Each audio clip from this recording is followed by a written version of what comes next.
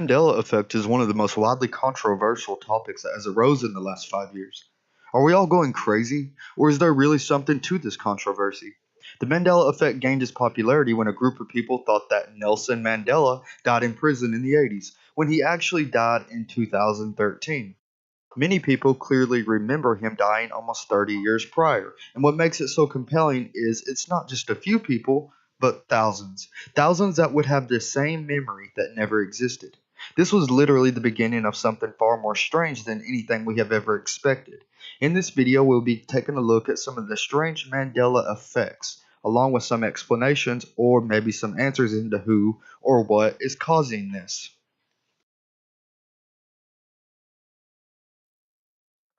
The Mandela effect is no stranger to certain topics. It ranges from books, music, quotes, TV, even to continents being moved or routes being took different ways.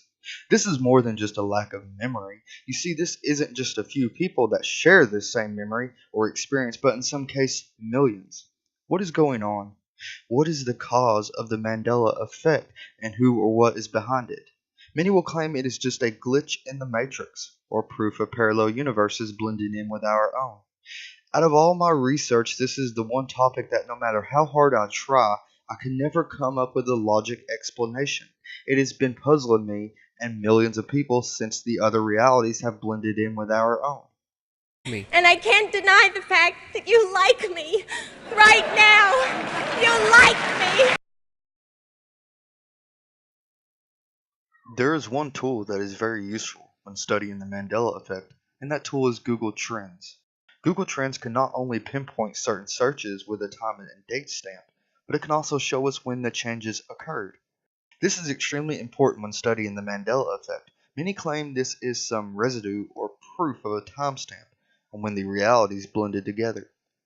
You see, the Mandela effect isn't bad memory. It is far more complex than that. And anyone that studies the Mandela effect knows it would be absurd to write this off in such a way. When I began studying the Mandela effect, I thought it was nothing more than just bad memory myself, or people just misinterpreting things. After about a day of studying, I was so amazed with not only the things I personally remembered, but so amazed of how many people shared that exact same memory how I remembered it. What is going on? How can this happen? This is impossible.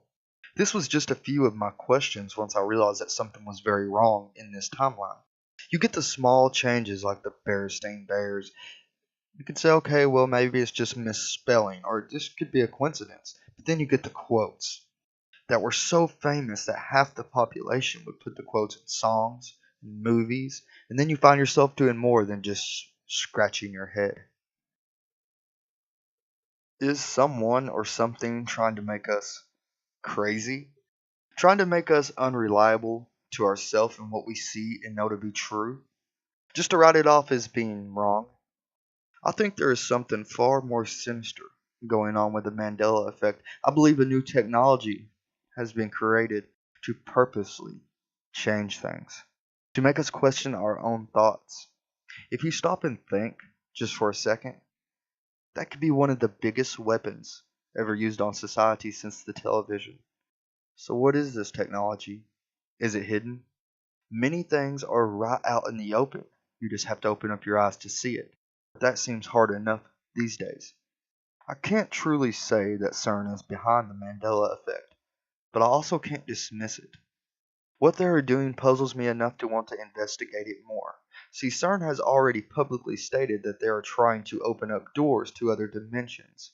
However, they are not sure what they might send through the door or what might come through that door. Are we witnessing what is coming through the door through the other dimension?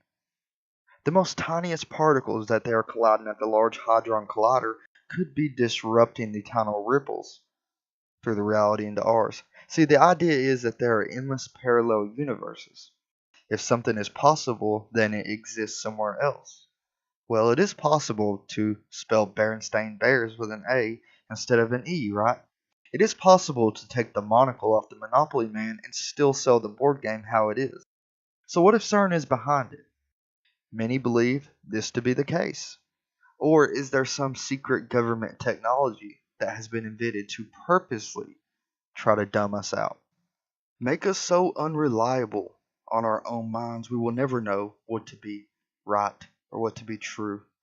I wouldn't put it past them. Technology is far more advanced than we are led to believe. In fact, we are actually in the Stone Age compared to the tech that is kept from the public. Whether we are finding the cause of the Mandela effect or whether we don't, the fact still remains the same. It is happening to millions of people all around the world, and they're not suffering from memory loss.